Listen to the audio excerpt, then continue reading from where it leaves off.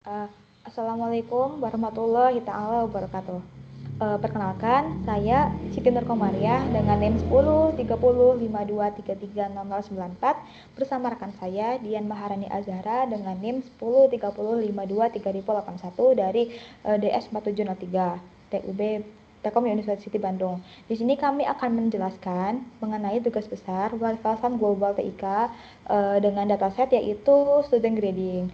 Nah, summary of the dataset yaitu dataset ini berisi informasi akademik dari keseharian siswa yang terdiri atas 11 atribut numerik dan 11 atribut kategorikal. Secara ringkas, data ini berisi 7 variabel utama yaitu assignment average, quiz average, participation score, project score, stress level, sleep hour per night, dan total score. Data ini mencakup 5.000 raw siswa dengan rentang nilai akademik antara 0 hingga 100, serta aspek non-akademik seperti stres dan durasi tidur yang berkisar antara level 1 hingga level 10 dan 4 hingga 9 jam per malam.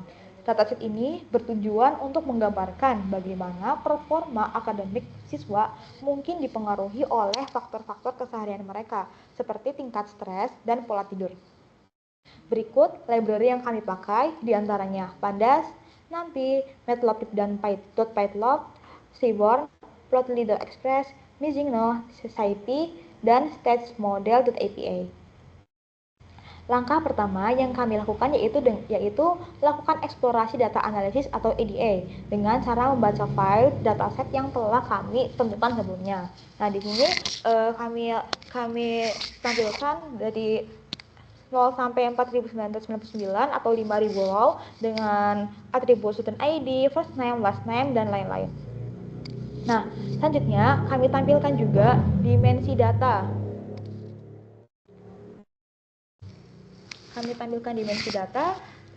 Dan berikut tipe datanya. Nah, di sini ada 5000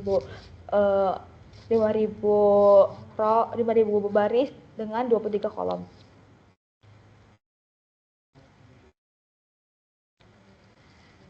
Kami tampilkan juga statistik dan statistik numerik. Nah, di sini atribut numeriknya yaitu diantaranya attendance atau kehadiran, midterm score, final score, assignment average, quizzes average,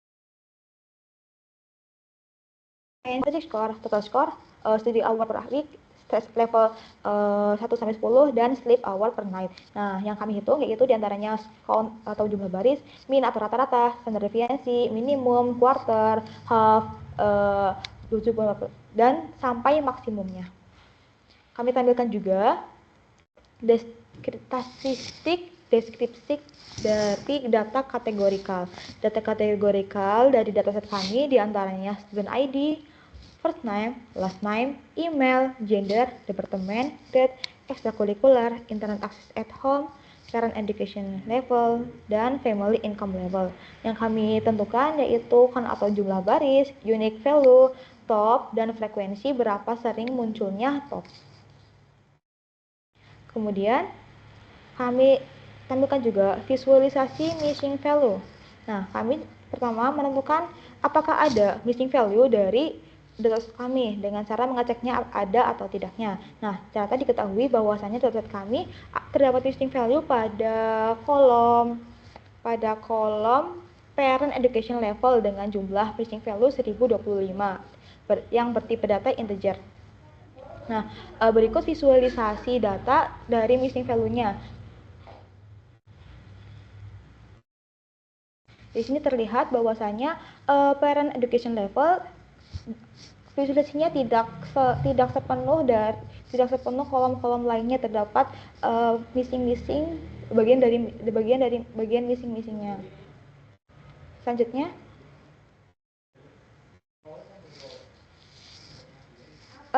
untuk mengatasi missing value kami atasi dengan imputasi dengan modus atau mengisi missing value tersebut dengan modus atau nilai-nilai yang sering muncul setelah diimputasi.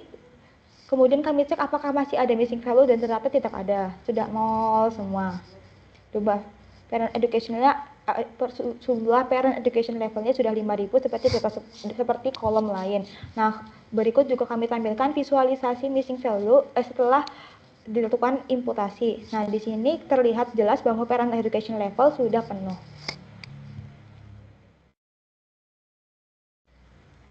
Langkah selanjutnya yaitu kami deteksi outlier dengan Z-score. Nah, Z-score ini dihasilkan bahwasanya tidak ada outlier atau dataset yang dataset outlier. Kami tampilkan juga visualisasi melalui box plot of total score. Nah, di sini terlihat bahwasanya box plotnya tidak ada yang melebihi garis pembatas, jadi tidak ada outlier. Setelah deteksi outlier, kami juga menampilkan visualisasi data untuk semua data-data numerikal. Di sini numerikalnya ada 12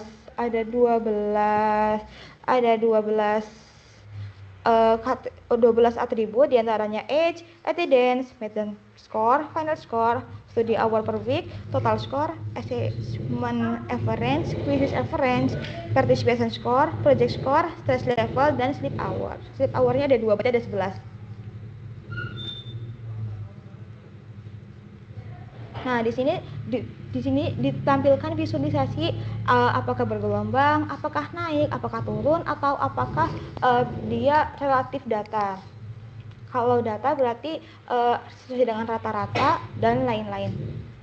Selanjutnya, kami juga menampilkan korelasi antar fitur numerik. Nah, di sini arti dari biru muda yaitu semakin mendekati 0 atau semakin mendekati 1 atau min 1. Jadi semakin tua warna birunya, maka dia akan semakin mendekati 0 atau korelasinya lemah. Nah, di sini terlihat jelas bahwasanya tidak ada korelasi yang mendekati min 1 atau negatif atau korelasi negatif kuat atau mendekati 1 atau korelasi positif kuat. Nah, di sini berarti fitur-fitur yang ada korelasinya lemah. Jadi mungkin untuk dataset ini secara keseluruhan mungkin tidak berkorelasi secara langsung untuk semua atribut-atributnya, namun semuanya itu berkorelasi. Jadi tidak hanya berfokus pada satu atribut saja. Untuk visualisasi selanjutnya akan dijelaskan oleh rekan saya Dian Maharani Azhara. Oke, selanjutnya ada scatter plot dari hubungan study hours dan total score. Nah, di sini sebaran data itu sangat menyebar dari 5 sampai 30 jam belajar per minggu dengan nilai 50 sampai 100. Tidak ada korelasi yang terlalu jelas secara visual antara jam belajar dan total skor. Bisa jadi ada pengaruh tapi tidak linear atau ada faktor lain selain jam belajar yang mempengaruhi nilai. Nah, di sini grade A dan B itu cenderung muncul di seluruh range jam belajar. Artinya, mesti belajar banyak bisa membantu, belajar sedikit juga tetap bisa menjadi faktor untuk bisa mendapatkan skor yang tinggi. Lalu untuk grade F dan D juga tersebar di semua jam belajar, yang menunjukkan jam belajar tinggi belum tentu menjamin nilai tinggi kalau cara belajarnya kurang efektif. Lalu di sini ada rata-rata total skor per jurusan. Nah, di sini bisa dilihat yang paling tinggi ada matematika dengan nilai 75,7. Lalu yang paling rendah ada bisnis dengan nilai 74. Ada tren positif dari kiri dan ke kanan yang bisa menunjukkan bahwa jurusan eksakta cenderung punya skor akademik lebih tinggi. Lalu selanjutnya ada rata-rata total skor per gender. Nah, di sini male atau laki-laki lebih tinggi dibandingkan female, tetapi selisihnya masih kecil. Jadi perbedaan tidak signifikan, yang artinya gender itu bukan faktor utama yang mempengaruhi nilai total. Lalu di sini ada korelasi study hours per week dan stress level.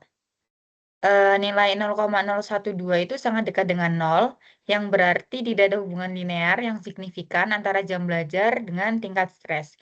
Siswa yang belajar lebih banyak tidak serta-merta lebih stres, dan yang belajar sedikit juga tidak otomatis lebih santai.